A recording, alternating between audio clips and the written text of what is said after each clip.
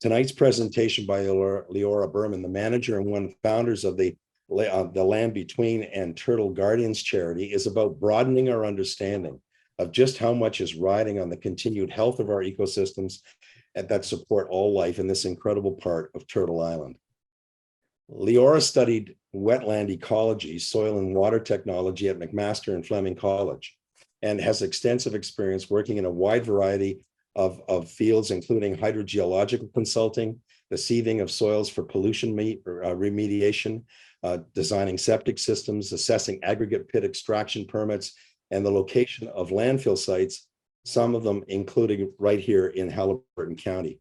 Leora is a certified wetland evaluator and temperate wetland restoration expert in Ontario, and her long history of wetland ecology, restoration, and wildlife management work resulted in her receiving the 2019 Canadian Wildlife Federation Roland Michener Award for Wildlife Research and Conservation for candidates who showcase a remarkable achievement in wildlife research, conservation, and education. Please join me in welcoming Leora Berman as EH's 2022 AGM keynote speaker. Over to you, Leora. Hey, thank you. What a wonderful introduction. And I just want to say how pleased I am to be giving a presentation for Environment Haliburton. I've really admired the work that you guys have done since I've moved here about 17 years ago. It's quite impressive, and the dedication is remarkable. So I want everyone in the audience to relax, because I've done all the work, and you guys can just sit back as I give you a journey through wetland conservation and degradation and conservation and degradation history in Ontario. So I'm gonna take you back to the beginnings of colonization and show you just the politics of wetlands. And my hope is after this presentation, you will see our political landscape in a different lens, and you'll see, of course, our natural landscape in a different lens. So that's my hope as your takeaway from today. I don't get a chance to rehearse my presentations. I'm going to try and keep it short. I may speak quickly because I want to get, I don't want to take up all your time. So who knows what I'm going to say, but okay. Can everyone see? Okay, I'm gathering that's a yes. I've titled this presentation Mishkike, and that is the Anishinaabemowin word for medicines or medicine places. And this is the word that Anishinaabe people applied to wetlands. I've had the privilege and honor of working with Indigenous peoples for almost 20 years. And this man here is Murray Weetung. Many people know Murray. He grew up or lived in Curve Lake First Nation. And Murray died about, I think it's 3 years ago at the age of 99. He was celebrated across the Highlands and indeed across the world. He was a war vet from the First and I believe Second World Wars. I bring up Murray because I want to start with that context, because first of all Indigenous people have taught me so much, and they've all said to me across Canada and wherever I've met them that we would not be able to survive on this earth in this creation without the two-legged, the four-legged, without the four-legged, the fishes and the birds. We cannot survive on this planet without wildlife. It is the gift that they promised the Creator that they would give to us to be of that service. And so I want to start with that orientation. But also, Murray, being 99 years old 3 years ago, saw a lot in his lifetime. And when he was young, he said to me when he would go fishing, he'd take his canoe with his buddies, and before he turned it over to get into the lake, he would drum on the back of the canoe and the sky would blacken with birds. And he said to me when he would sit at his house, he would just watch the turtles crossing in front of his house because they'd be everywhere all the time. And not once did he say that the insects or the mosquitoes were a problem, because I suspect that the balance in nature was such that there was no excess of one. And so I wanted to give you that context of what we've lost. This is Murray's son, and I also had the privilege of studying indigenous medicine or plant medicine from him. And this is Dorothy Taylor on the right, and she is a good friend, and she is the founder of the Sacred Water Circle. And Dorothy fights for wetland protection across Ontario. And I bring up these two because they are medicine people. And when I was a few years ago, I'd say more than 10 years ago now, I used to be a 2-pack-a-day smoker because I'm pretty high, I'd say high anxiety, high energy, and smoking's a good numbing tool, and I'm highly addictive in general. So needless to say, my lungs must have been just black, and I would get bronchitis quite often, and pneumonia as well. I had pneumonia 3 times. And thanks to the teachings of these people and the plant medicine I learned, I was given this plant that is only found in the wetlands south of the Canadian Shield. And this plant here, and I'm not going to give you the name because plants are as equally powerful in terms of healing as they are in terms of damaging. And if you harvest this plant at the wrong time of year and the wrong time of day, it is a carcinogen and a very powerful carcinogen. But if it's harvested in the right way, it's one of the most powerful antibiotics. And this plant would be taken by warriors and also hunters when they went for their seasonal hunts, just in case anything happened. And so I was given this plant when I had bronchitis, and it cured me in 2 to 3 days, like nothing, like a gentle rope pulling me out of the darkness. And that's the power of what we have in our wetlands. So I wanted to start with one of the medicines that I know, but there are many, many, many medicines in wetlands. There's also abundance of food in wetlands. And throughout the history of mankind, when we look at the archaeological records, wetlands were the source of sustenance for ancient peoples.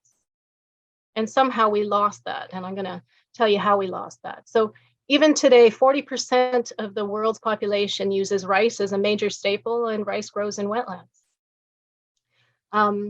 And this plant here, cattails, are an incredible source of food and medicine. They're really good for heart health. They prevent diabetes.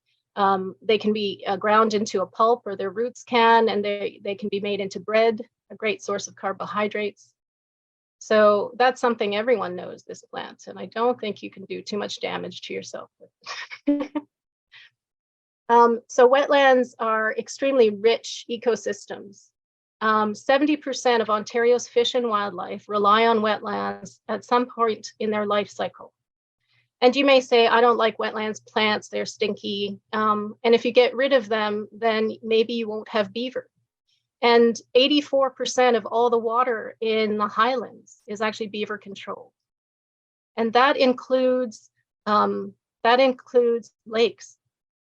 The levels of your lakes. Yes, in Haliburton, we've got the Trent-Severn Waterway and the dam system. But in general, across all of Ontario Highlands, we have water because of beaver.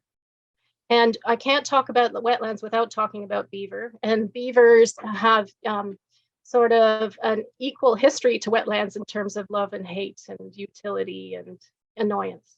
So I'll talk about that a little bit later. So say you trap the beaver out, well, the beaver keeps the water intact to keep the turtles. And 30% of all Ontario's turtles live in the land between. And turtles, 75% of the world's turtles and tortoises are endangered of becoming extinct, and that includes all of Ontario's turtles are endangered of becoming extinct. And we care about turtles not because they're cute and they're accessible and they're really cool, but because turtles are agents, just like the beaver is an agent of change and engineering, the turtle is an agent of stability in a sense. So the beaver creates these wetlands and lakes, and the turtle keeps them clean and functioning. And without the turtle being the best janitor of our lakes and the best gardener of our wetlands and lakes, we wouldn't have any other fish and wildlife going on. And so that begets zooplankton and other vital insects that are food for amphibians and fish, etc.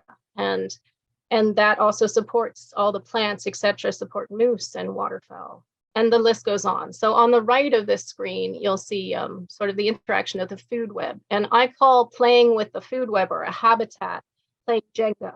If you decide to remove the base of a habitat or an ecosystem, you're basically going to see the whole thing fall. It's called a trophic cascade.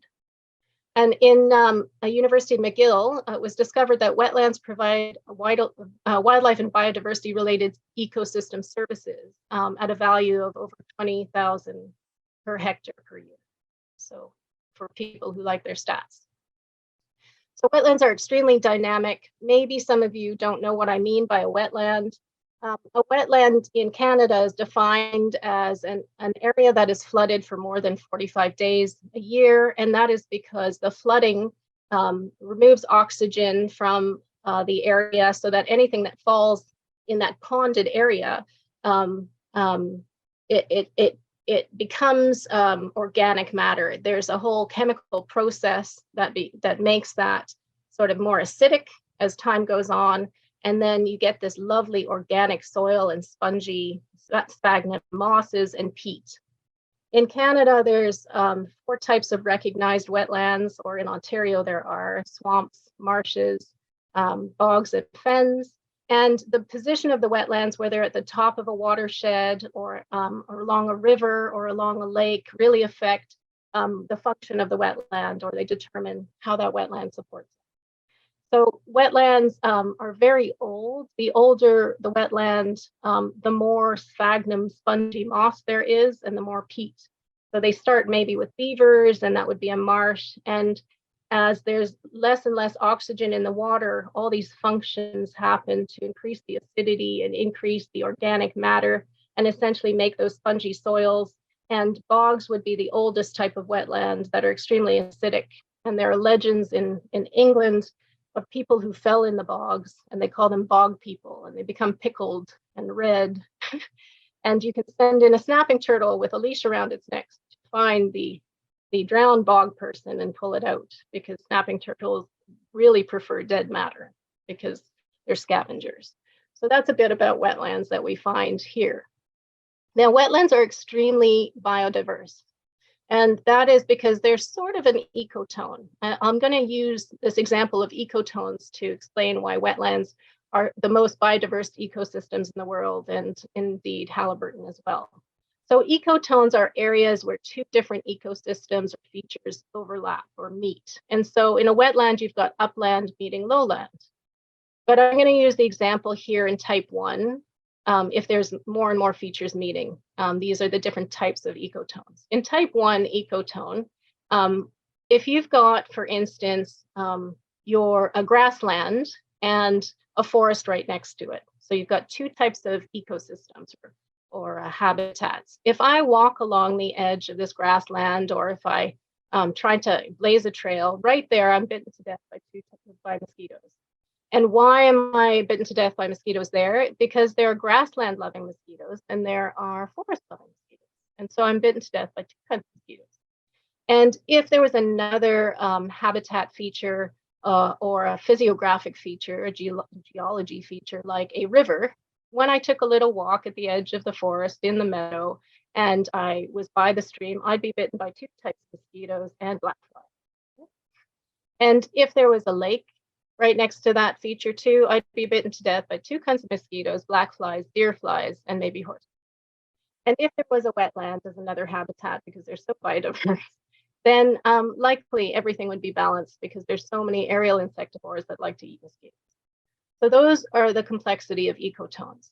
So I'm going to show you the land between where you live as an ecotone, and then you'll understand why wetlands are also so dynamic. So I'll do this really quickly. The land between where you live extends from Georgian Bay to the Frontenac Arc. It's between the Canadian Shield and St. Lawrence Lowlands. So here's the Canadian Shield north of Haliburton, and here's the St. Lawrence Lowlands that starts just south of Haliburton. So in Haliburton, for instance, we're going to have fisher coming here, but not south, river otter, black bear, moose, gray wolf, lynx. And then from the south, we have all these species that congregate, just like those mosquitoes. And then from the north, we have mink frog, and the south, horse frog. And if we look at birds, we've got the loon in Haliburton, and the osprey, and the raven, and the barred owl. From the south, we also have savanna sparrow and green heron, et cetera, et cetera. And so a wetland is a meeting of an upland and a lowland, just like a shoreline, right? Just like a shoreline is. And so that's why shorelines are supposed to be the most biodiverse areas, because they support both north and south and have features north and south. But a wetland is sort of like a Russian doll and a complex ecotone within an ecotone. And I hope that makes sense to you. That's why they're so diverse. They're just incredible. Okay, now wetlands provide really, really cool services, and I'm going to go through this really quickly so we can get to the cool politics of it all. Everyone has probably heard that wetlands filter water. You may not have known that in the Incan times, they actually used canoes, and they would put wetland plants of varying types in canoes cascading to treat their sewage, to treat their poop. So they take their pots of sewage and they put it through these wetland ecosystems. You may not also know, and I'm telling you now, I guess, is that in Niagara and Fort Erie, constructed wetlands are an approved type of septic. So instead of our current septic systems, you can have a wetland treatment system approved by the health unit in Fort Erie. So that's also pretty cool. And that's because wetland plants have these amazing microbes, and the whole structure of a wetland helps to clean that kind of nitrogen. Wetlands also clean heavy metals and are used to clean heavy metals in South America today and other parts of the world. And in fact, when I was at Fleming College, I helped design a wetland treatment system for Mexico City. And that's being utilized today. So that's what wetlands can do for us in terms of removing those excess nutrients and pollutants. And the other thing you may not know about wetlands in relation to algal blooms is that the smaller wetlands actually that are around urban areas, just like Grace's wetland downtown Haliburton, or at the landfill site, those are extremely important in removing phosphorus and phosphorus uptake. And that helps reduce the likelihood of algal blooms. So here you go. Wetlands in Southern Ontario are worth 1.6 to 6.9 billion every year in phosphorus and suspended sediment filtration. So our lakes would be in big trouble if we didn't have these wetlands, especially where there's a lot of development.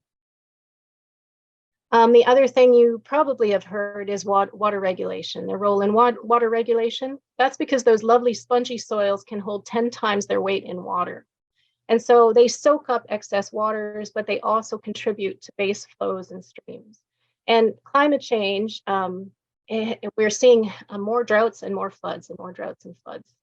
So, so this is the top line here is how much water is contributed in one scenario to a river from a bog within the watershed.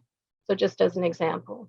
And this is the same kind of idea in the top right is the black line shows how much the bog alone in this one river system is contributing to the base flows of this amazing fishery where it's studied. Now I've given Terry all the references for all the information here, so I'm not just pulling this out of the sky. You can get references for all the data that I'm showing you. The reverse is also true. So instead, in addition to supporting base flows in rivers and lakes and the water levels in lakes, wetlands also regulate flood. And so this scenario, I forgot where this is, it's Vermont, I believe. These wetland complexes or this whole wetland system was at risk. And the town of Middlebury and Rutland, I believe it was Vermont, no, it's Minnesota in Otter Creek. So they did a hydrologic model and they understood, just like in the previous slide, how much water the wetlands along the stream contributed to base flows. So they imagined what it would be like if they were gone and if there was a huge rainfall event. And so this is the result. If they remove these wetlands, they would see flooding. So this is the discharge of water over time. So this peak means that this whole system would flood if they remove the wetlands. So there are pretty amazing models that we can do nowadays in terms of hydrology. And in terms of flooding, this government today even recognizes that flooding is the most significant natural hazard in Ontario in terms of death, damage, civil disruption, and the costliest type of natural disaster in Canada. And indeed, we saw that in Muskoka, just our neighbor in Muskoka. Nationally, 75% of all weather-related expenditures is because of flood damage. And in the private sector, you can imagine the insurance coverages, if they even cover floods. There you go. Erosion control is pretty obvious. Anyone who lives on a lake, and maybe it's not so obvious. A lot of our lakes are rock shoreline, but some of them, like the lake that I live across, Kashagawigamog, is quite erodible. So this is an example in the United States where they're actually putting plugs of wetland plants back because of the erosion. Because when a boat wake or any wave action hits the shore, the wetland plants, just like the mangrove swamps, you might have heard in the southern states, the mangroves have been removed, and excessive flooding and damage, as well as erosion, when there's nothing to interrupt and trip that wave. So you need something to trip the wave. The bottom of the wave has a toe, and wetland plants trip that wave. So they're really good for erosion control. And indeed, we design at the Land Between many wetland shoreline restoration projects that are pretty, etc., but to help with erosion. In terms of Canada, climate change, whether you believe in climate change or not, I think this year we're starting to see some effects of that, because this was the longest shoulder season in history. And indeed, I got a notice that even turtle was hurt today and out of the water, which is unheard of at this time of year. So things are changing, and you can see in the top right the rate of change that's predicted. Or no, this is actually the weather-related disasters. So you can see the exponential increase in weather-related disasters, and that is primarily related to climate change, but also it's because of the lack of nature to buffer against the changes we're making. And then the costs in terms of climate change and disasters are in the billions if you add up across Canada. Here you can see the losses from weather-related events in terms of insurance. Okay, so wetlands, they're pretty resilient. They take out 1,200 tons per hectare of carbon. They store that, and these are the stats: 25% of total peatland carbon in Canada, etc. So in terms of the United Nations Sustainable Development Goals, it's been determined in Switzerland by these researchers that wetlands, if we kept wetlands, they could actually achieve our Sustainable Development Goals, just if we secured wetlands. Okay, back to beavers. This man, Barry Wilson, I ran into him in Head Lake Park in Haliburton. Barry's in his 80s now. Barry loves beavers. This is a picture of Barry, I think in his 20s. He said he used to work for the Ministry of Natural Resources doing interpretive things because he happened to befriend beavers. So beavers have been loved and hated over and over again. But again, because of these folks, these beavers, we've got so much water here. Now, so not only are wetlands really important for navigating climate change, but wetlands actually help water supplies. So if a beaver-controlled wetland is there, it actually, especially in the highlands, helps water percolate into the water table, which helps drinking water, well water supplies.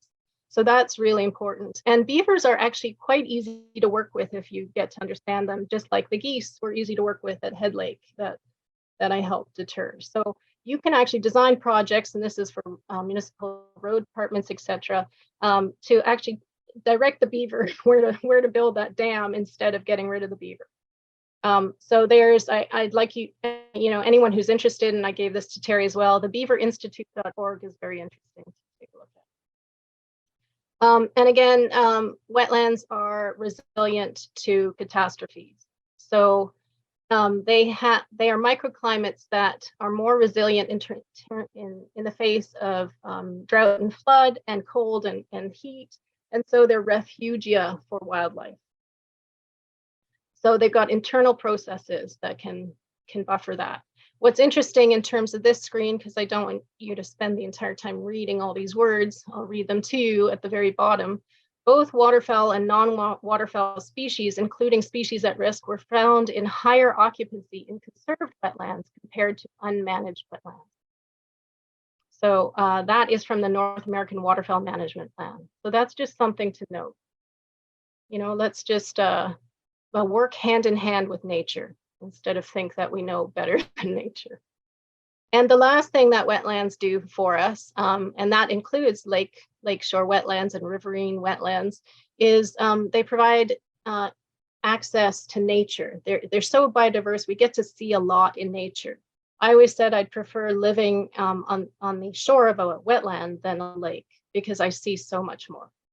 And in North America and across the world, actually, on our cell phones and smart devices and computers, we see maybe 90% of what we see is devoid of nature. And 70% of the world lives in urban cities. So you can see from COVID, people running to explore and feel and get to nature, but especially nature that's around water and wetlands.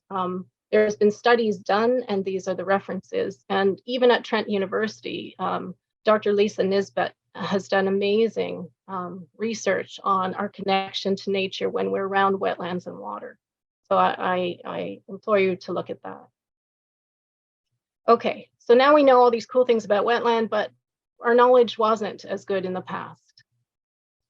Colonization. When Europeans came to Canada, and even before in Europe, in the 1500s, they started a fur trade and exploiting beaver pelts, etc., for hats and all kinds of things. And they basically extirpated beaver from the majority of Europe as early as the 1500s. So, but they didn't learn anything from draining wetlands and extirpating beaver from Europe. When Europeans came to Canada, the fur trade started, and we almost trapped beaver to extinction as well. And so that was the beginning of the exploitation of wetlands and beavers. But the actual pressure, because people still got a lot of medicine, food, fish and game from wetlands and the fur trade, the pressure to truly convert wetlands into agriculture at the scale it was for foreign trade. It wasn't for local food supplies and local food security. It was for money for foreign earnings. And so as early as 1849 in the United States, the Swamplands Act, just like the Ontario Drainage Act of 1873, paid people to convert wetlands into farmlands. So it was an industry. And we did such a good job that by 1886, so not many years later, there were very low populations of water birds. So not just waterfowl, but water birds, egrets, all kinds of birds. And so in 1886, the National Audubon Society was established. And in 1918, to try and save birds, it was the first legislation of its kind to try and restore wetlands. And that was and save the birds. No, it wasn't to restore wetlands, it was actually to save birds. And it's still in a form today. The Migratory Bird Treaty Act was between Canada and the United States, and there's one of its first stamps. And again, despite the lack of birds, we still kept trapping beaver. So we didn't really apply the lessons of the birds to the other wildlife. So because of all that draining, we hit the dirty 30s. By the time we hit the 1930s, it was a 10-year drought of amazing proportion, never seen since, and dust bowls of this size, as you can see in this picture. And in the bottom left, you may think those are waves, but that's actually sand. And it was primarily across the Midwest, and that's where a lot of tile drainage was put in to get rid of the wetlands. And also the farmers didn't understand the landscape and they didn't keep crops on their land, and so that made it worse. But people noticed that the wetlands devoid of beavers, they couldn't even, the existing wetlands where there were no beavers were reduced to mud flats. So there was inertia in terms of the destruction. It just kept on spiraling. And because of that, in 1934, to try and restore wetlands. So here, I think we finally learned our lesson. It's time to restore wetlands, because what have we done? We've gone overboard. It's the same when I eat ice cream. I just don't know when to stop. And so the duck stamp. And that is an agreement again, and NAWCA, by the way, is the North American Waterfowl Conservation Act, and that's what it is today. It's evolved into NAWCA, which is a tri-national agreement between Canada, the US, and Mexico. And so this brings money from hunters into Canada from the US, and also our duck stamp in Canada is used in Canada to restore wetlands. So this is the largest effort to restore wetlands, starting in the 30s, and it's still alive today. At that time was the founding of Ducks Unlimited and an international wildfowl inquiry, Wetlands International, because Europe was suffering as well from drought and flood, and also the loss of wildlife. So it became an international affair for developed first world countries who had gone overboard in their destruction. I just thought I'd bring this man, Archie. He took the name Gray Owl, or decided his name was Gray Owl. And at that time, beavers were almost extinct in Canada. So in the 30s, Gray Owl, or Archie, can't remember his last name right now, he had a love for the Anishinaabe people. And according to the written history, it says that he was adopted by the Anishinaabe in Ontario. So Gray Owl was in Ontario, and he loved beavers, as you can see, and he did a lot of outreach and education about wildlife and beavers. And it's because of Gray Owl, or so people say, that we have beavers in Ontario now, because his conservation ethic reached the mainstream. But despite those efforts, we already did a lot of damage. So in the States, this is pretty recent, this map. There are some areas where there's less than 1% remaining. And even the yellow areas are up to almost 50% wetland loss. So only 3, 4 states, 5, 6 states where there's less than 25% wetlands that were drained. And that doesn't, in Alaska, I'm not sure how many wetland, what the wetland percentages. So quite incredible. And this is an incredible stat. The lower 48 states have lost over 60 acres of wetlands for every hour between 1780s and the 1980s. And in Ontario as well. So we are no better. The Drainage Act allowed for the paying of draining of wetlands, basically. And so in Southern Ontario, there are places where we have less than 1% left. Now, Haliburton isn't much better, but it is a little better, but we'll get to that in a minute. So what happens when there's drought and no wetlands, right? There's no organic spongy soils. Well, there's nothing to soak up any rain events. And so flooding. So Hurricane Hazel in 1954, but even before, there were issues of flooding, and the conservation authorities in Ontario were established in the 40s to help with watershed management and planning for development, so that we didn't get into trouble with flooding. In the 50s, after Hurricane Hazel, their role in Ontario was ratified to help municipalities map, measure, and secure wetlands and not develop in flood zones. So that was the beginnings of the Conservation Authorities Act in Ontario. And in the States, in 1954, at the same time as Hurricane Hazel, the Watershed Protection and Flood Prevention Act happened, and the US Fish and Wildlife took on a similar role to Ontario's conservation authorities. So that's the origins of what we have today. So caring for the commons. Globally, we start to realize that wetlands are really important. So in North America and in Europe and in Canada, and in other first world countries. And so in 1971, Ramsar, was the first of its kind in Ramsar. I can't remember where Ramsar is at this time because my brain's a little gapping. So the International Waterfowl and Wetland Inquiry, that organization we talked about before, and the International Union of Conservation of Nature began this treaty on wetlands, this international treaty and agreement for the wise use of wetlands.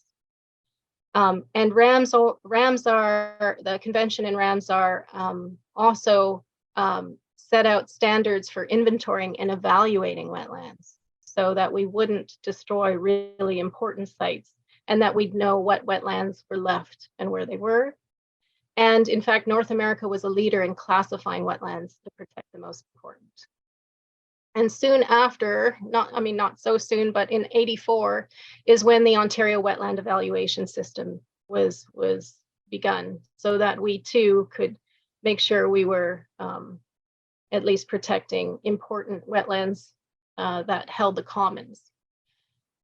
Now, I want to talk quickly about the commons versus patent lands. So the commons is an Old English term, just like patent lands is an Old English term.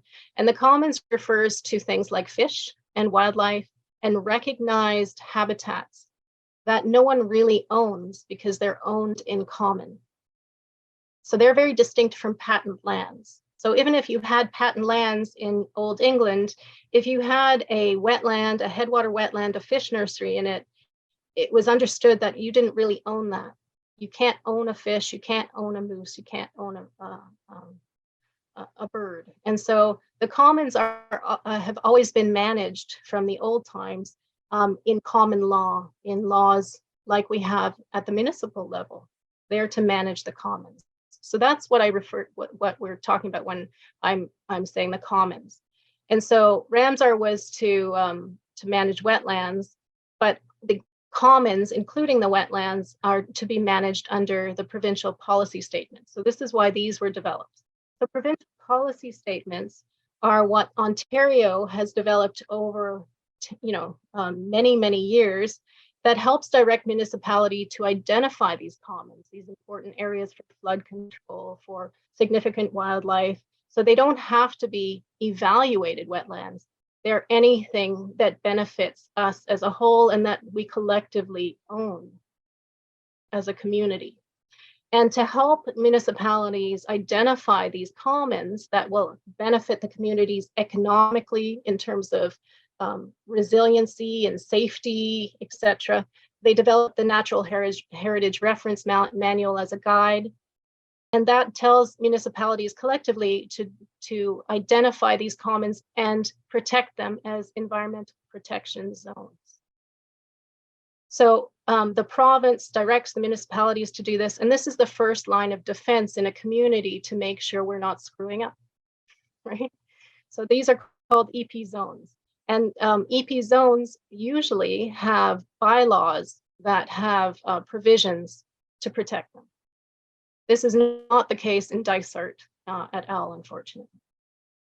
So there's your background on wetland stuff in history. On a global scale, we hear a lot about climate change, but it's actually the loss of habitats and the fragmentation of habitats that's the second most serious threat to our survival on this planet.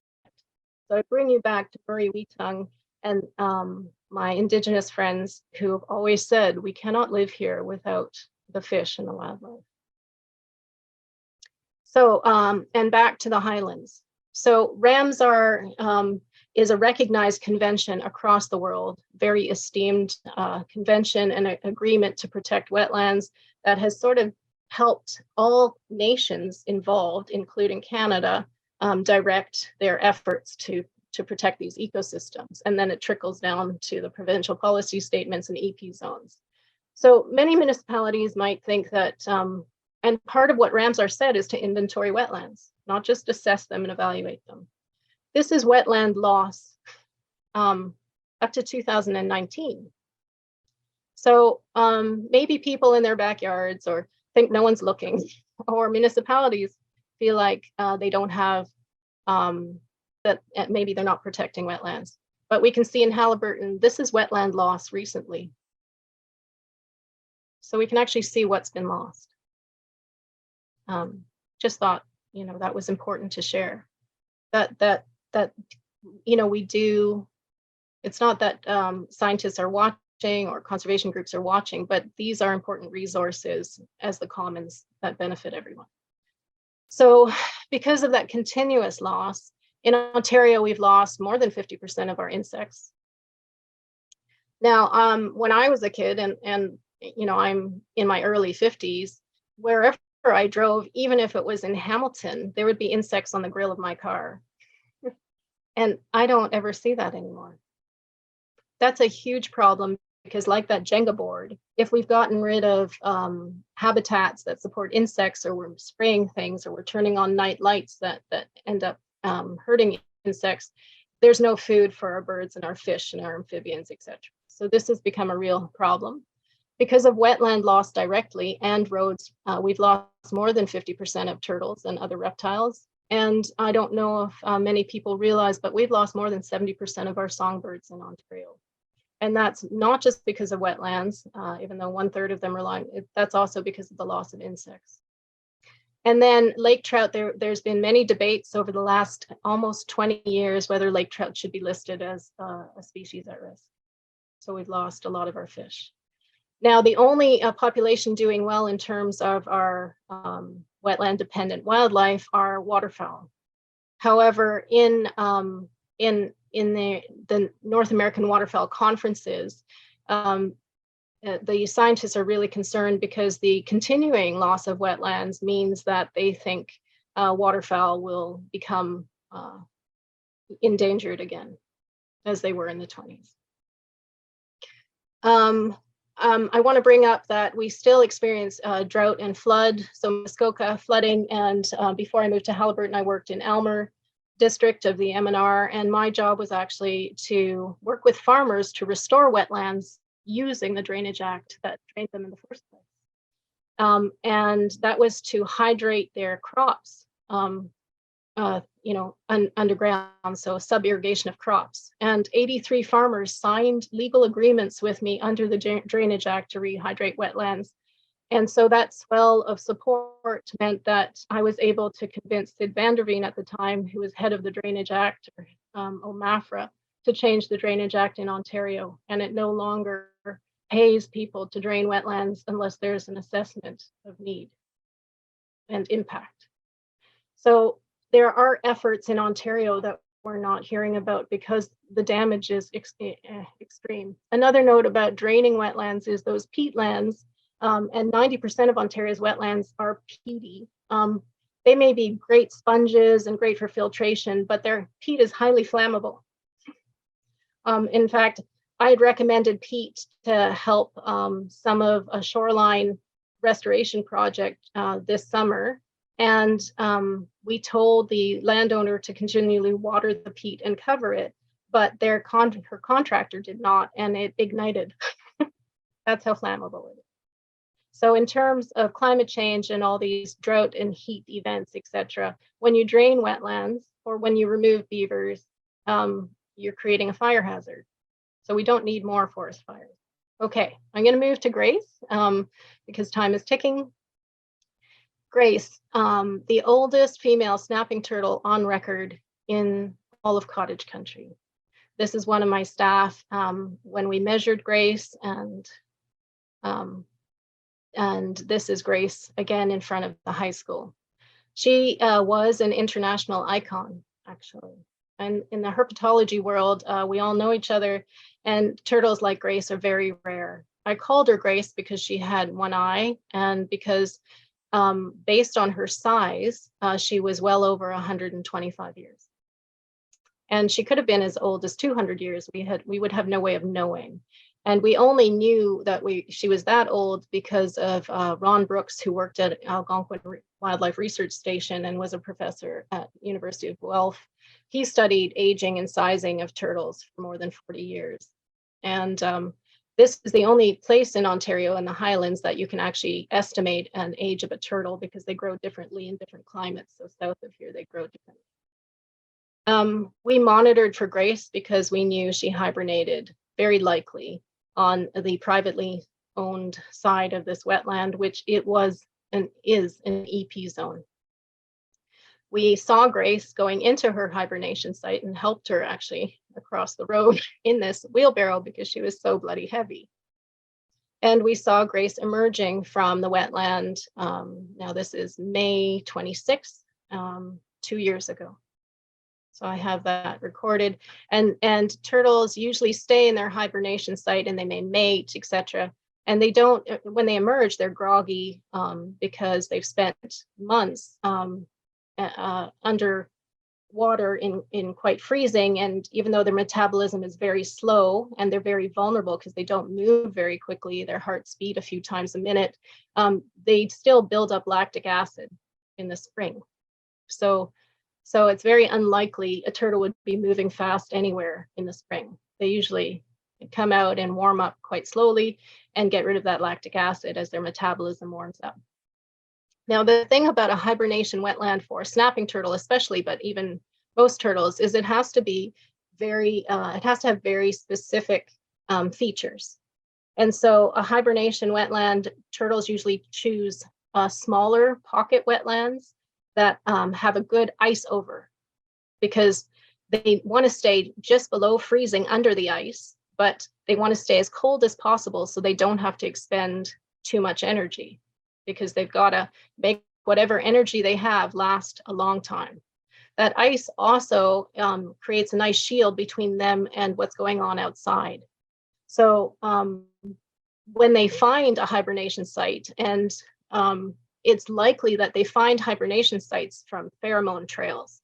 Reptiles that have very good sense of smell, and they're stinky. And so they find where the others have walked, and they find their hibernation sites.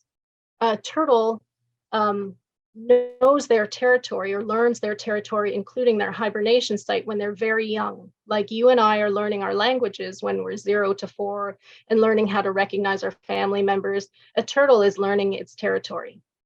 So if you relocate a turtle suddenly, it's like asking them to learn a new language overnight, and it doesn't often work.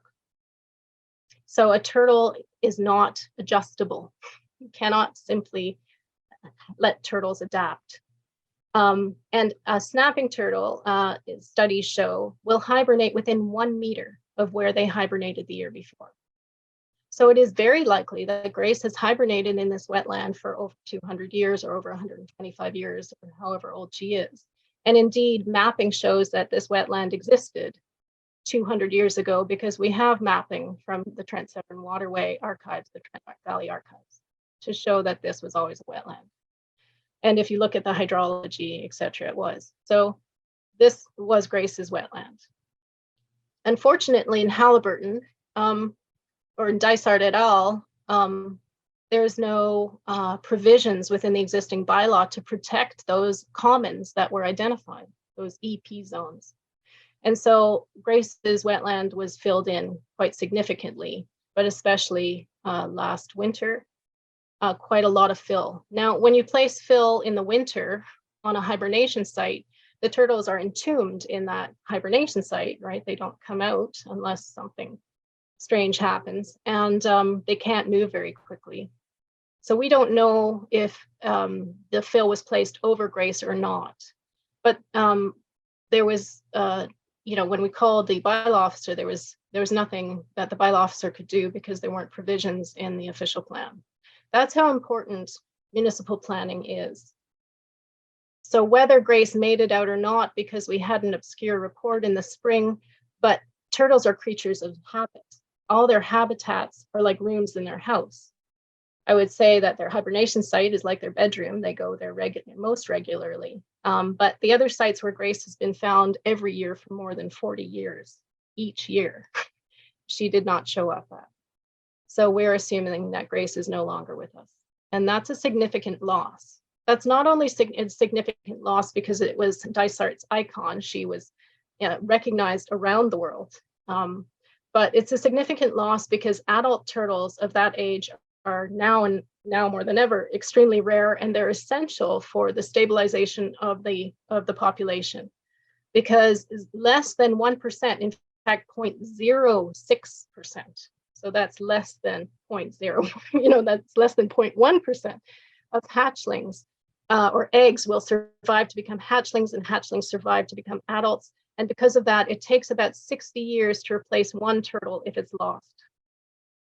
And so those adults that are there still lay eggs, they still breed, and they are like the mother trees of the whole turtle population. So you get rid of one of those and it's detrimental for turtle populations. It's akin to getting rid of a turtle nursery. Well, not a turtle nursery, getting rid of a fish nursery. But again, fish are faster than turtles at everything still. So there's our, we had a ceremony to honor Grace and her relatives here. So that's what happened to Grace. Another EP zone as an orientation in Haliburton is Grass Lake. So some of you will have heard about Grass Lake. Grass Lake happens to be a walleye. So Grass Lake wetland is here in the middle. Kashagawigamog, this 5-lake chain, only has about 10% wetlands. Again, I was very lucky to be hired to do the Lake Kashagawigamog lake plan. And so I've studied this lake quite a bit. It took 2 years to do that lake plan. And Grass Lake was identified as really important nursery and staging area for walleye, for the walleye fishery. Now, Haliburton only has 2 locations for walleye. If you go to the Haliburton Outdoors Association, you press their little museum kind of display, you'll see, here we go, that's where walleye is. And you'll see another lake north. But out of the 2 fisheries in Haliburton, the Grass Lake Kashagawigamog drag river system is the most essential, is the biggest and most significant walleye fishery. And certainly Grass Lake wetland is one of only 2 nurseries and staging areas for the walleye. So maybe not because of flooding, like Grace's wetland or phosphorus uptake. Grace's wetland would have been great for the phosphorus uptake, fisheries, flooding, etc., water filtration. But this wetland was certainly an important part of the fishery. And the fishery was already, or the lake is already declining, and the fishery is already at risk because here are my charts, and basically dissolved oxygen in the lake in the deeper parts is declining. And then the thermocline, where the water gets colder, is also not as deep. So basically the habitat for the fish is being constricted, and we've seen fish kills. So that's the result. So that it's a real loss to have had that wetland, again, not just because it wasn't protected and it was filled, but then there were some issues with the evaluation of the impact of that development. And certainly I've been vocal about that development of 80 or however many units. No buffer is going to be able to buffer the salt and sand and implications in terms of phosphorus and issues that would present to the zooplankton alone for that fish nursery. It's just, that amount of pavement in that area is going to be problematic for that fishery. So I want to bring up another wetland in Haliburton that people tend to overlook. That's also an EP zone, and there are a few other wetlands, but these are the ones that have been the most impacted and are so visible.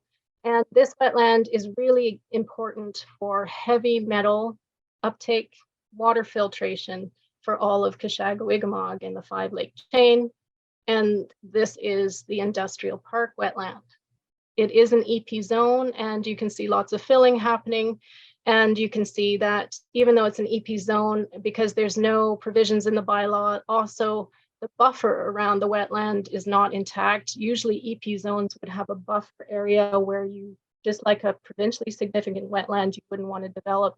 And you can see that's not really honored. Now, when I did the Lake Kashagawigamog plan, we looked at water quality coming from the landfill into the lake. And there is a plume that has been moving towards Lake Kashagawigamog. This wetland would be essential in containing that plume or treating that water, because there's the dump and here's the little rivulets and the plume underground heading towards that wetland, which is really important to help keep that water clean for that system. So there are really good examples of leadership in Ontario, municipal leadership in terms of planning and bylaws. I'm just going to touch on them quickly. I won't say much about them. They're in the reference guide, but it's called Partner County Planning Study, and that's Prescott and Russell, Stormont, Dundas, and Glengarry have all gotten together to pool resources and do some really cool watershed water budgets, wetland identification, and development areas. So you can say, okay, in and out of flood, we want to keep this for these reasons. And they're working with the South Nation Conservation Authority, Raisin Region Conservation Authority, Mohawk Council of Akwesasne, Algonquins of Pikwanagan, and other partners as well. So just a some really good planning. Here's some of their mapping. Other really amazing integrated watershed management examples are Muskoka and Muskoka Watershed Council. And so they've done amazing mapping and studies as well, especially because they have that flood. And then this current provincial government has given them lots of money to do this study, supposedly because this government cherishes the landscape there and realizes that there's nothing to offer the people if the habitat and the wildlife are not intact. That's why people gravitate towards Muskoka and certainly Haliburton. In terms of planning permits, Lake of Bays is also a leader in issuing planning permits rather than building permits. Planning permits is a one-stop shop. If you have the mapping intact, you can review a planning application and work with a proponent to design what their development will look like, so that it ticks all the boxes, protects natural heritage, and also allows for development. And so it's a discussion with a lot of good data with the proponent. And those are really good examples. Other really great examples, for some reason this didn't, is Lennox Addington Natural Heritage Plan. Hamilton has an amazing growth plan that also looks at these things, and so do Halton and Waterloo, have balanced approaches. So now we head to Bill 23. Despite the fact that this government has given $4 million or more to Muskoka to do this planning, and we'll get into maybe why that happened there and the rest of Ontario is at risk. We need to talk about Bill 23 because it puts most of Ontario at risk and all our good work at risk and all our economies at risk. So according to Nick Stowe, who is a wetland ecologist, Bill 23, first of all, because we're talking about wetlands, will result in the largest destruction of wetlands since colonization. But I dare say we don't have many wetlands left. So even though relatively in Haliburton or the Highlands, we think we've got many wetlands, we don't have arable soils here. We're on fractured bedrock. Those wetlands are essential to regulate our water and our water supplies. In Southern Ontario, at least there's a whole aquifer, or at least more soils that can absorb some of the heat and the issues. But here, our wetlands are doing basically the whole job for us in terms of water regulation and water supplies, etc. So these wetlands gone, not only do they feed Southern Ontario and all our drinking water, but we really can't afford to lose them. So in Bill 23 that was proposed a couple weeks ago or 3 weeks ago, are changes to the Ontario Wetland Evaluation System. What does it change? It changes the whole scoring system, you know, that whole Ramsar and then North America and then Ontario system that's been developed since 1971 to become what it is today is now instantly changed to remove any biodiversity scores, basically. So it doesn't matter if there's an endangered species there, and also you can't complex the wetlands. So what will happen is that existing provincially significant wetlands will now be delisted because they don't qualify any longer. And you can cut off arms and legs from these wetlands. And that doesn't matter because you've got the core basin intact in these very few wetlands. But the thing is, that's not, the wetlands won't function and won't thrive that way, and they won't be able to clean our water and be the kidneys that they are without those arms and legs. The other thing that this does to the wetland evaluation system is it means that there will be no new provincially significant wetlands at all. Very, very few will ever score this high. Now, we also know in the conservation world that not all wetlands have been evaluated because it takes about 2 years and it's very costly to evaluate wetlands. So many that should have been significant weren't ever listed as such and will never be in the future. The other thing it does is it takes the onus away from the experts, the recognized experts at the Ministry of Natural Resources to ensure that the evaluation makes sense. And it puts it on the backs of municipalities who wouldn't know what they were looking at or why. And that's not really fair. The other thing that this bill does, now this is a huge bill that lawyers are still trying to decipher, but it's pretty clear in terms of what I'm telling you, what it does. We've done a ton of research on this bill, and so have many, many groups, and not just in the environmental sector across Ontario, because it doesn't just affect natural heritage, it affects our rights and it affects our economies.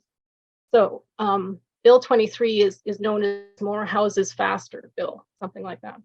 So the other thing it does is it entirely removes the conservation authority's rules and disallows them to work with municipalities to do watershed management or flood risk planning. I'm not sure if you could get insurance for a house built in a floodplain or not, but certainly you wouldn't be covered if that house flooded. So that's a bit of a problem, but it also, some municipalities can't afford planners and they rely on their conservation authorities to help them design their official plans and design the future of their municipalities. So it kind of blinds a lot of these municipalities. And then existing conservation authorities have donated lands that have been donated to them and lands that they may have acquired that they use for public parks. Ken Reed, as an example, in Lindsay is a park I used to go running in, etc. And so this bill directs conservation authorities to look at the lands that they hold and divest them or give them up for sale for housing. So a lot of these areas will be losing public spaces, regardless of how they got to own that land. And of course, the loss of all those, so there's also changes to how wetlands are protected. If there's no wetland evaluations, they're not going to be protected as much unless municipalities are doing their job. Existing wetlands also, and these areas that have to be sold, they don't have the same buffer or around the wetlands to protect them. And so we know in the herpetology world that this will result in massive kills of turtles, if you care about turtles. So the other thing this bill does is it removes our rights. Not all of them, but some of them, and some pretty essential ones. So we will no longer have access to information to hear about what's happening in our communities. We don't have to, you don't have, like we won't hear about a development and we won't have the opportunity necessarily to comment because we won't have heard about that development. There's no duty to inform us about what's happening in our communities anymore. And then a right to appeal has been very much diluted and if not defiled, I guess is a word for it. And so that kind of, as in Ontario, well, I just don't think that's like to remove my rights to know what happened, to help direct my community. And then not only that, well, you could say, well, your rights are embedded in your elected officials, your council members. Well, that's not true anymore either. So why even have elections if the minister and the province can overrule anything that our elected officials can do? So you can imagine Municipal Affairs and Housing and the AMO, Association of Municipalities of Ontario, is pretty pissed off and pretty upset about it because it takes away the rights of our elected officials, essentially. And the Premier or the minister can override any and all elements of any municipality's official plan, and at a whim for whoever, wherever, whenever that they desire. So it gives the minister all the rights and powers to choose who, where, and when, without much recourse by us or our elected officials. And it violates the rights of Indigenous people. In Canada, you may not know this, but the treaties of Canada, which is embedded in our Constitution, which is ratified by the Supreme Court of Canada, means that any development that may alter, especially natural areas, may interfere with the rights and title of Indigenous people, and there is a duty to consult them. And that duty was divested by the nation to the provinces. And the provinces were supposed to tell the municipalities this as well, but I don't see that being done very often. But it still really sits with the provinces, and so it violates those rights. The other thing Bill 23 does, and I'm sorry that this is depressing, is it costs municipalities and taxpayers. So it directly removes fees to municipalities for development.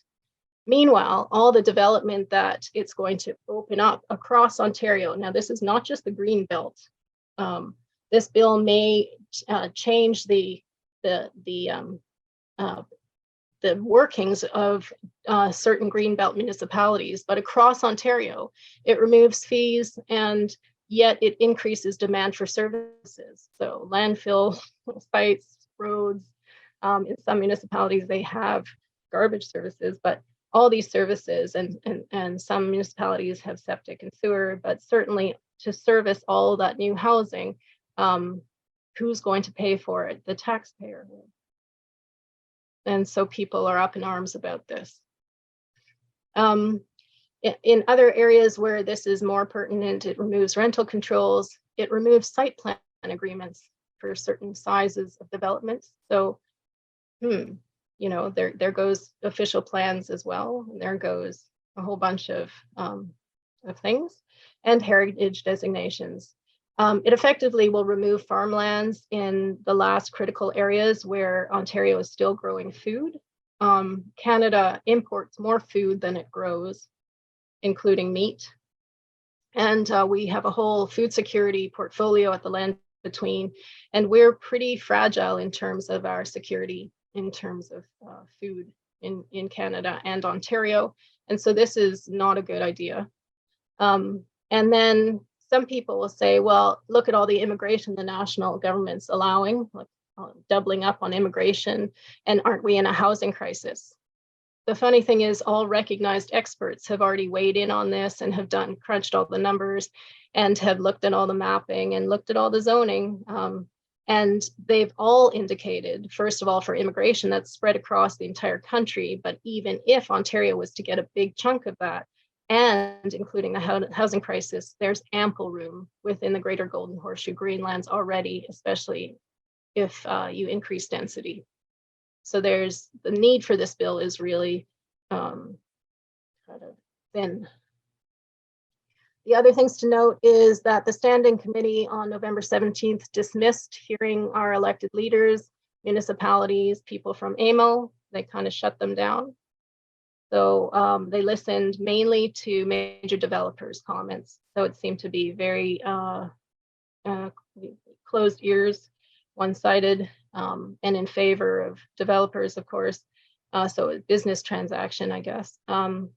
And this bill was proposed while the new councils, while there was a changeover in our municipalities, and so it'll be passed before the new councils are inaugurated.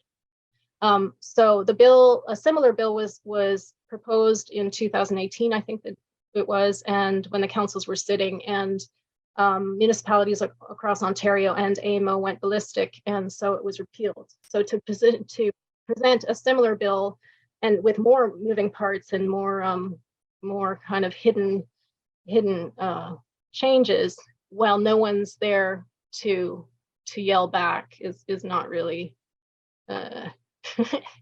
Well, also in the last few weeks, the video recording of the reason this bill came to be has been circulating across the internet, showing backroom deals with two development companies. The other strange thing is that the same government funded Muskoka, recognizing their invaluable natural assets and wanting watershed management. Meanwhile, this bill removes that same idea and ability across the entire province. So why recognize it in Muskoka and nowhere else? And then there have been records of numbers of protests across the province. They may not be in one go like the teachers' strike, and maybe that has distracted everyone. And potentially, people have said that that's also a reason the bill was proposed when it was, because one story would overlap the other. But these are cross sectors. So these are housing strike. These are people in the housing sector. These are people. These are even developers who are don't like this at all, because it won't be a fair market. It won't be a fair market for their services and their companies. So even developers don't like this bill.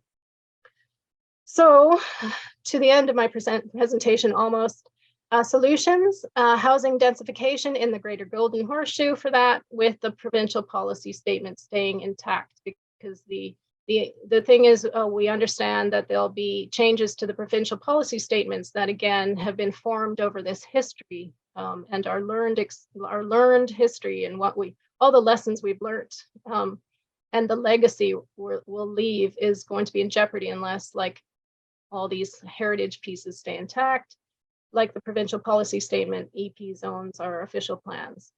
If we want to remove red tape, and I do know that there's lots of red tape in the housing industry and the delays, those planning permits have shown to be amazing in terms of municipalities, and coordinated planning across municipalities has been shown, just like in the east of the Highlands, to be really effective, efficient, and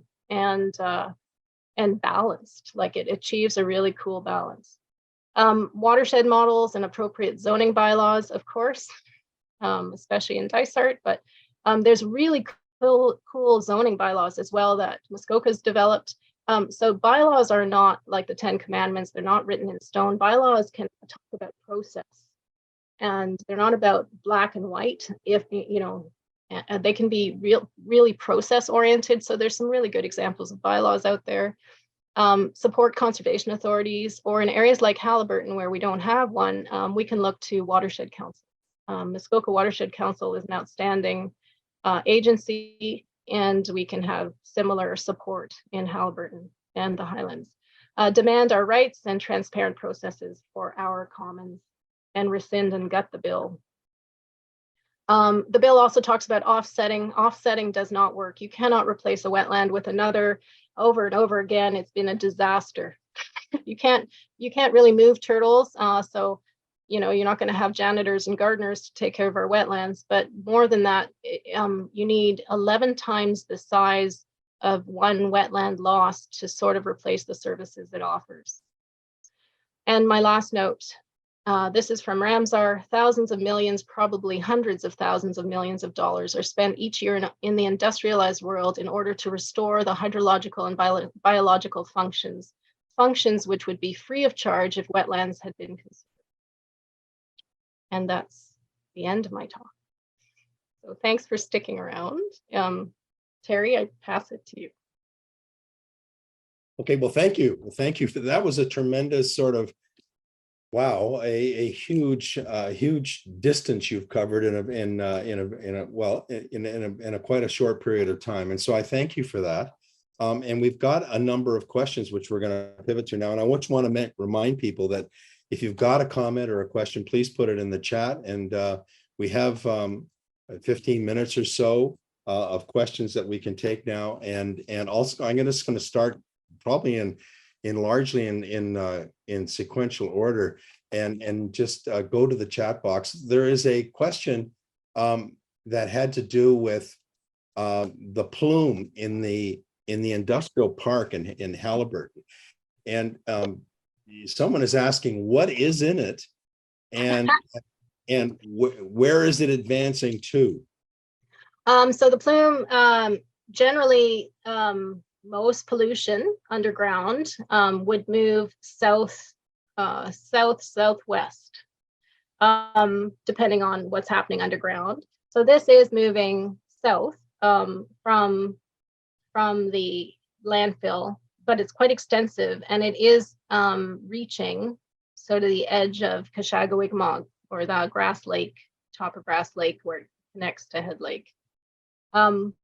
What's in it? I think the Ministry of Environment, I'm not sure, it keeps changing, the new name, Environment, Conservation and Parks, is aware of this. I know that they've spoken to Dysart before, and they did put in piezometers, or little wells, to test water quality around the landfill.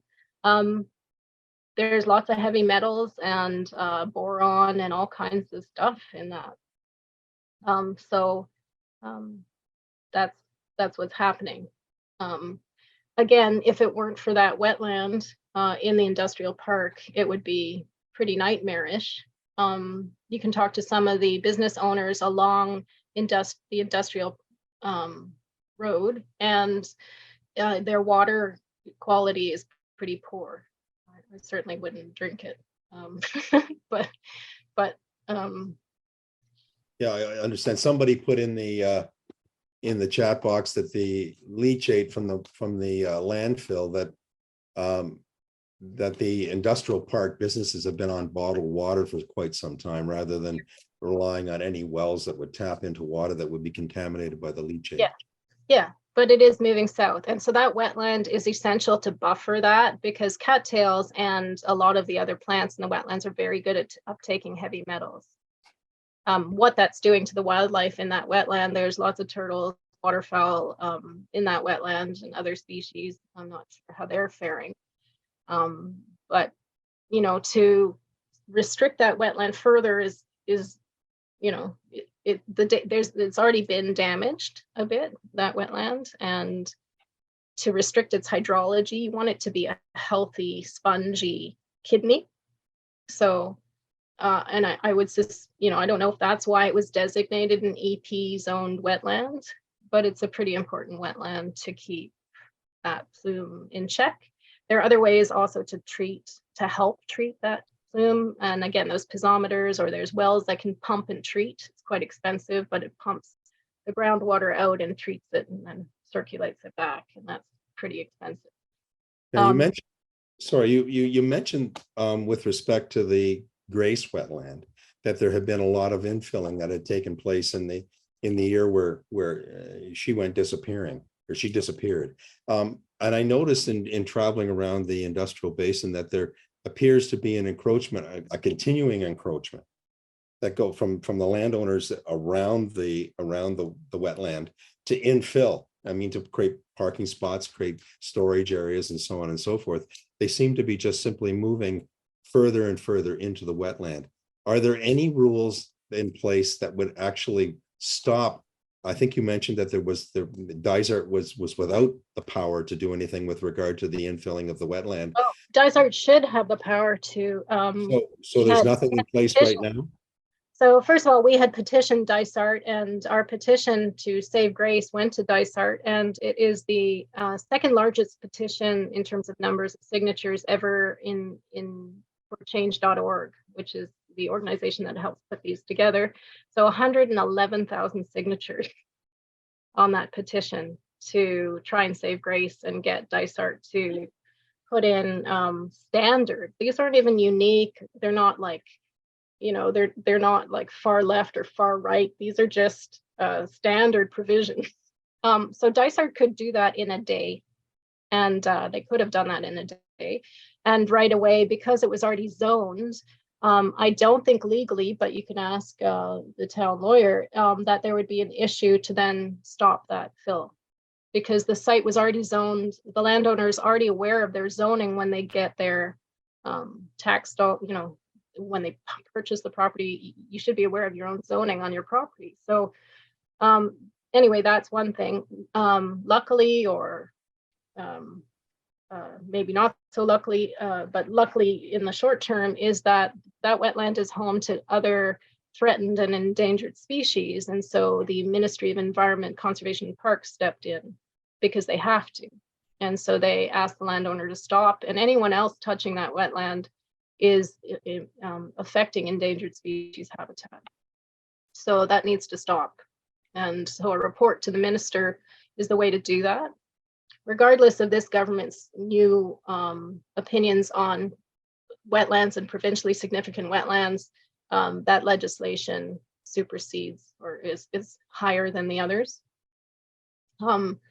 And yet this government has also changed the Endangered Species Act so that regardless of a stop work order or the request to stop, whoever is damaging a habitat can apply for a permit to damage that habitat. And Ontario Nature has coined a term, pay to slay. If they don't prove that there's net benefit for the community for changing that habitat, then they pay into the provincial coffers to get a permit regardless. So this government is known sort of in terms of wetlands to not be, to hate wetlands. So, but there are in terms, provisions like that can be used in this case. So there's a question in chat about how do we fight back to protect wetlands, and I know that on your website there is a whole bunch of material related to a campaign to resist and roll back Bill 23, and I know us also that organizations, ranging from Greenpeace to environmental defense, have various kinds of campaigns, letter writing processes, and demonstrations referred to on their websites. Can you tell us a little bit about what the plan is to try to fight back against Bill 23, despite the fact that they seem to be wanting to move to pass it soon? What's interesting about the reaction to Bill 23 is it's not just the environmental sector, it's the housing sector, it's the development sector, it's the social sector in general. There's a lot of different players who are really angry, and what's quite interesting is they're all coming together to fight the bill. So it's not just, left, right, center, north, south. It's everyone together is quite upset. So you can look on our website, which Terry will give you a link to look at the different rallies across Ontario. So we've just been collecting information and putting it out there in one central post for everyone. So that's one thing you can do for Bill 23 is continue to be that voice, be that squeaky wheel. Squeaky wheels get oiled, you just keep squeaking. The other thing in terms of wetland protection overall is what's interesting about this sort of total disregard for communities, is that it actually brings the power back down to the community to make the change. So if each individual community member is a squeaky wheel to their council, then they're, it just will trickle up this time. And so I think it's really important to now open, be a voice in your own community, even if it's a small voice, and keep on sort of talking to your council members, finding alliances, networking, and it's going to come back down to that community meeting and that community collaboration to find a future.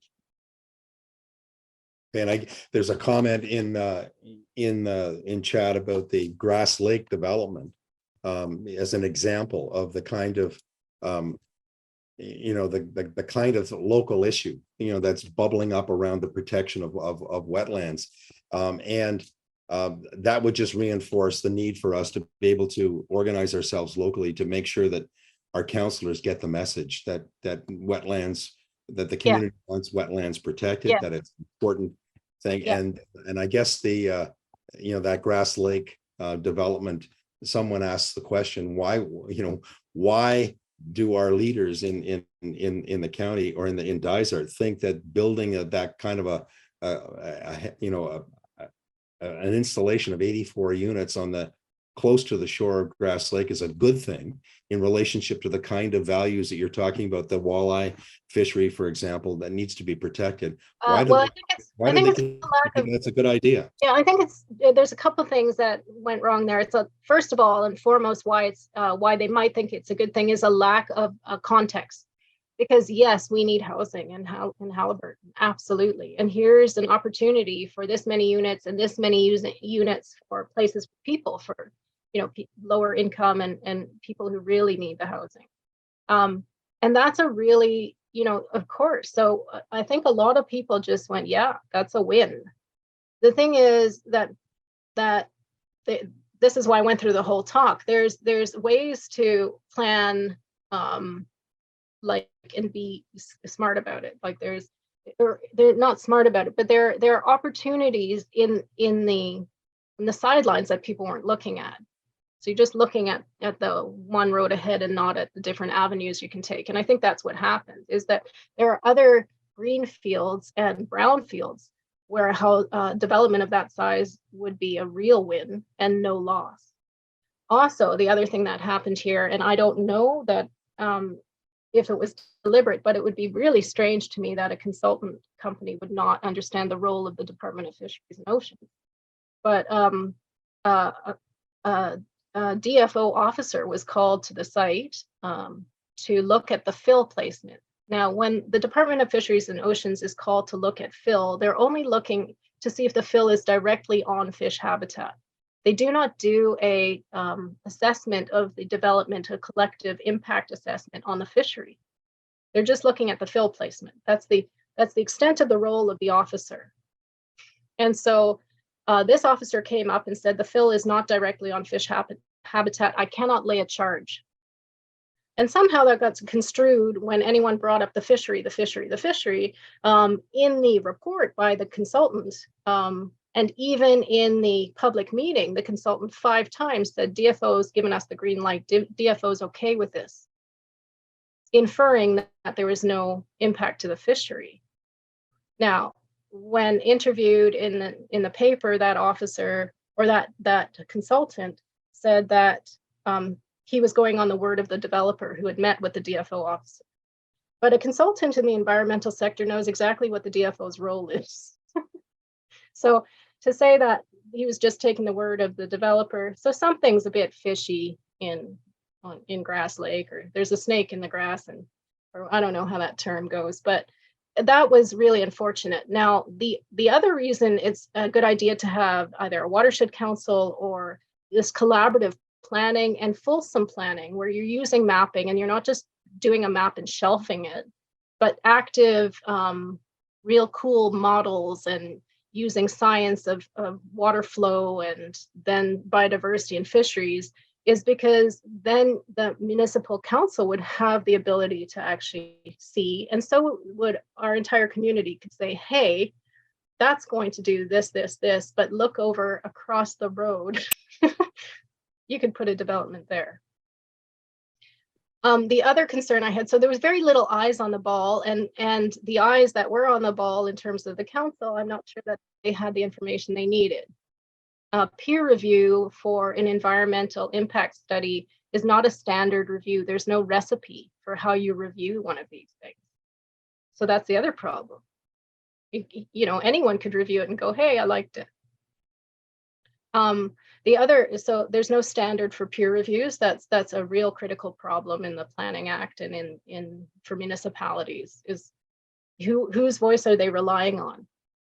And you never want to rely on one person. You want a bunch of heads around the table. You want the housing people around the table, and because they don't need a reputation for destroying fish, like they don't want to do that at the expense of, a fishery. So that's sort of what went wrong in the Grass Lake scenario. Yeah, there was something else I was going to say about that, but it'll come back to me, I think. Okay, well, I think we're going to have to move on pretty quickly because we have a business meeting that we need to run this evening as well, and we're past 8:30 now. Okay, yeah. So there was another. The other thing is the hydrogeological assessment. So that's where I cut my teeth. The fact that the well did not rebound and the water level, the hydraulic head did not reestablish for days at the Haliburton veterinary is not a matter of that's problematic. So that doesn't bode well for 88 people, at least, drawing water out of that aquifer. And to attribute it to sorry, my mind, but to a clogging, in a sense, to put it in layman's terms, of the well doesn't make sense it doesn't quite make sense. So I was a little concerned about that, but I'd have to look at the data. Anyway, okay. So I think we're going to have to leave it at that.